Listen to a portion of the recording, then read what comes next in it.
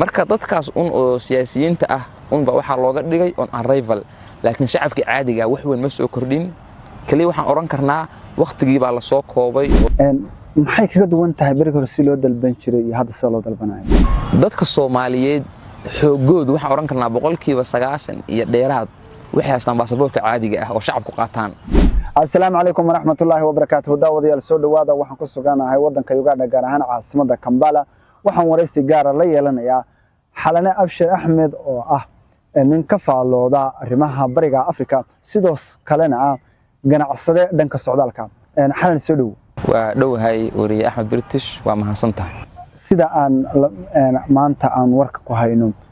Soomaaliya iyo wadanka Tanzania waxay gaareen heshiis ku saabsan dhanka socdaalka. dadku ilaa hadda aad uma fahmin heshiiskaasi bal aragtidaada iyo waxaad ka haysteen muxuu yahay heshiiskan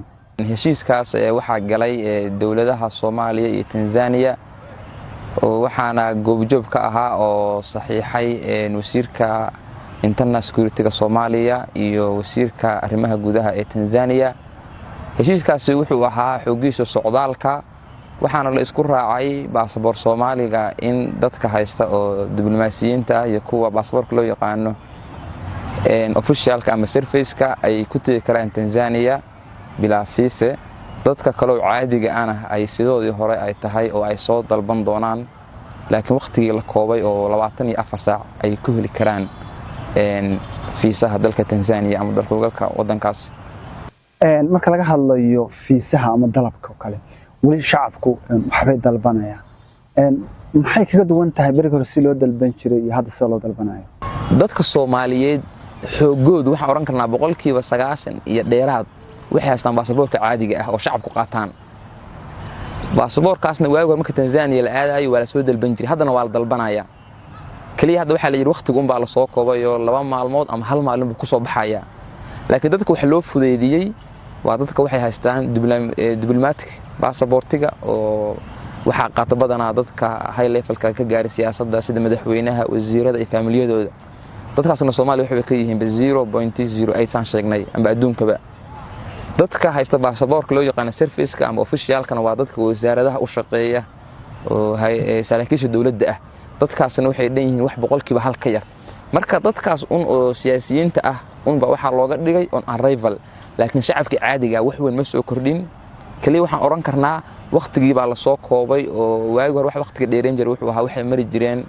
fiisooyinka in la aqbalo wax la yiraahdo security check up marka waxa uu rajeenayaa in security check up-kii la yareeyo oo heshiiskaas u dhaqan galo oo dadkii waqti yar ay ku helaan fiisaha dalka Tanzania marka laga hadlayo amniga ama hubinta amniga maxaa markii hore la mari jiro hadda meesha ka baxaya hadda wadamadan Afrika oo kale oo waliba bariga Afrika tusaale ahaan Uganda oo kale waxa jira wax loo yaqaan security checklist oo tusaale ahaan wadamo waxa jira wadan walba degsado in la geliyo listiga yani hubinta ama xagga amniga oo tusaale ahaan Uganda oo kale waxa ku jira Soomaaliya Afghanistan Yemen marka wadamada qofkii ka soo dalbada intuusan immigration-ka u gudbin fiisi inay aqbalaan wuxuu maraa hay'ado loogu talagalay marka hay'adaas kadib markuu maro oo qofka la hubiyo sometimes waxay sameeyaan dad argagixisa ah oo Soomaaliya oo magacyadooda la yaqaan ayaa lagu maaj gareeyaa qofkii magaciisi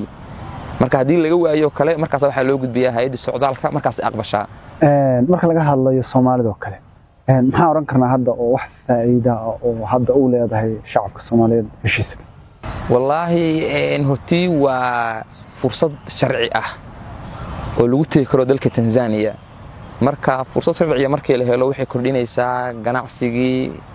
maalgelintii in Soomaalidu maalgashato wadankaas inay ka shaqeystaan oo ay tagaan ogowna markasta oo la heli karo fursad sharci ah waxa hoos u dhacaya socdaalkii dadka naftooda halista gelin jiray marka laga hadlayo Soomaaliya iyo Tanzania waxa hadda jira East Africa inay ka tirsan yihiin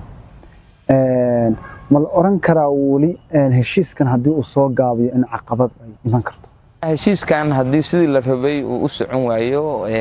caqabad waa yeelan karaa tusaale ahaan hadda waxaan ku wada jirnaa saan qiyaasayo Tanzania East African Community African Union marka hadii heshiiskan uu hagaago way caawinaysaa in aan hadda waxa jira tusaale ahaan wadamadan la isku yiraahdo bulshada bariga Afrika yani Soomaaliya hadda xubin bay ka noqotay xubin ahaantaasi ma fududaynayso inaan wax kasta helno tusaale ahaan waxaa jira qaab socdaal oo heshiis ku yihiin oo ay isku dhex maraan 3 wadan baa ilaa hadda buuxiyay Uganda Kenya iyo Rwanda Juba amba Suudaan iyo Congo oo nooga soo horeeyay wali looma ogolaan marka Soomaaliya waxa looga baahan yahay inay la timaado hufnaan iyo hay'adaha dawladda oo si fiican u shaqeeya kadib halka insha Allah waa gaari doontaa aysan qoladana socdaal ka shaqeysa ama safarada ma fursad nooca idin taydinka markasto oo shaqadii dalku galku u fudaado waxa fudaanaya ama kordhaya in ay dadkii safraan dadkina haday safraan qolyahan waxa weeye ajeensiyada ah shaqadooda un baa kor u kacaysa aad iyo aad ma santahay kaasina wuxuu ahaa Xalane Abshir Axmed oo aan maanta kulan ama wareysi aan kula yeeshay magaalada Kampala kaas oo ku saabsan heshiiska dawladda Soomaaliya ee dawladda dalka Tanzania oo ku saabsan xaaladda socdaalka waxaana uu ka faalooda arrimaha bariga Afrika sidoo kale waxa uu ka mid yahay ganacsiyada socdaalka ee Soomaaliyeed ee bariga Afrika aad iyo aad ma santahay thank you